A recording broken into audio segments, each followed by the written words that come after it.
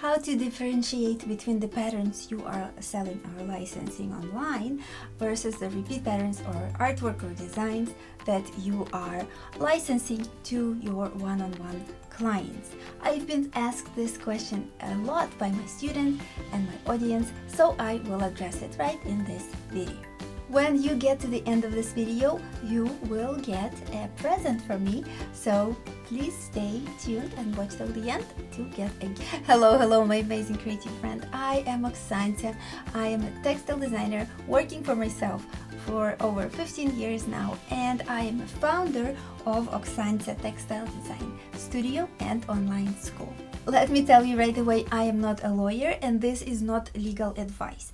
I am just a designer with experience in these matters, so this is my experience that I am telling you. But if you want to have the legal advice, please contact a lawyer in your own country so that you can learn more about it. This is my experience and let me share it with you. There are many different types of licenses for artwork or designs.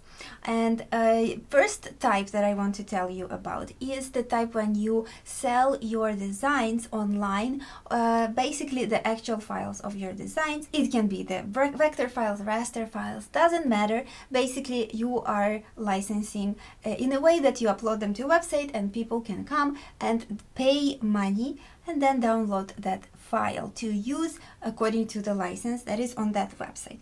So first of all, to know more about licenses, you can read the licenses that those websites that you want to license on. For example, microstock websites, they actually give licenses and they have a few different types. However, all of these licenses as a rule are non-exclusive. So it means that I can buy your design and then your other people can buy your design as well. So it means that many different people can download the same file and use it for different purposes. There is no way necessarily to limit to only one person who purchased this design to be using that only for their products. However, very often their clients want exclusive designs that will be only just for them. In this case, they usually contact me to get an exclusive pattern that will be designed and only used for their business, for their products. And this is understandable. They want to stand out and have something special. That's where then another type of license comes in. And then when I would design a artwork that is just for them, and repeat pattern design, fabric design, then I send it to them, and in our contract we agree that it will be only for them. I will not sell it to other people. What's important to learn is that these two types of licenses can work together, because usually people will find your first type of license files online, they will like your work, and then they contact you for a special design. What also sometimes happens is that they want already existing design, and the clients usually do not understand the licensing at all. So what they want, they just want that design that they see online and want it to be exclusive. What I usually do, I tell them right away that this file is non-exclusive. It's been sold before and you will be able to use it if you want. You can purchase a license for it, but it will be also used by other types of businesses and people. If they are okay with it, which they usually are, then it's one license and it's one price. But if they're not okay with it, they want a very exclusive design, you can say, I can create a design that will be similar in topic and in style, but it will be slightly different so that they will have their own unique design and they can have input into that design as well in the process. There is also sometimes opportunity to sell on these websites your files under an exclusive license if you want, depending on the website.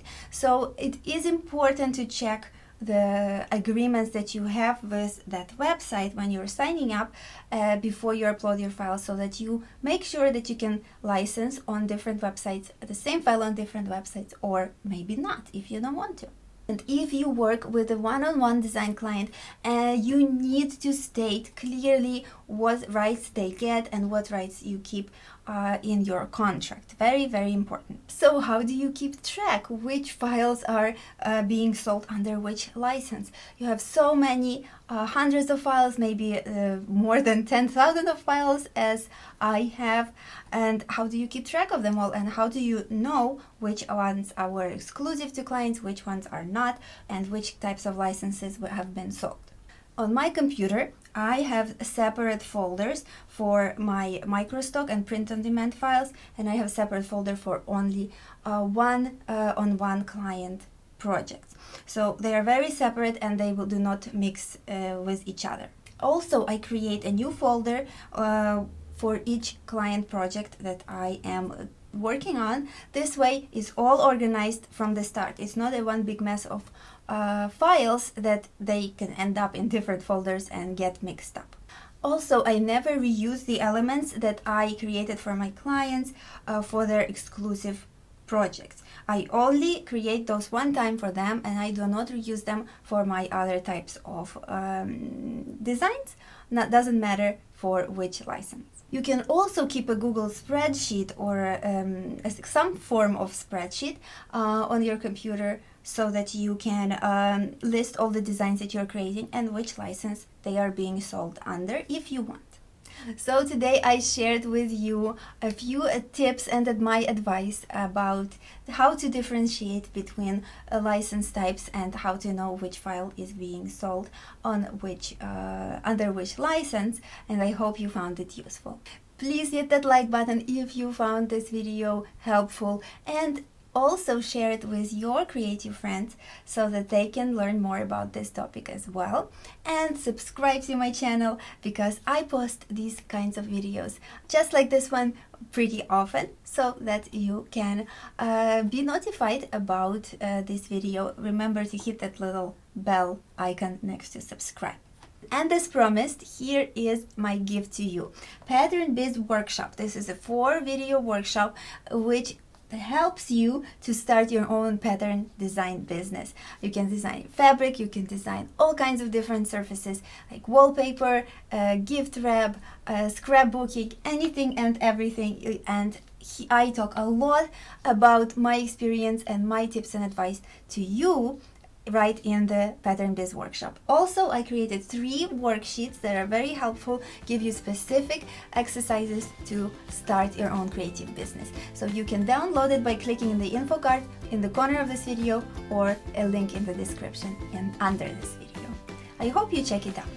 Thank you so much one more time, my creative friend, for watching this video. Grow, love, and create. Bye!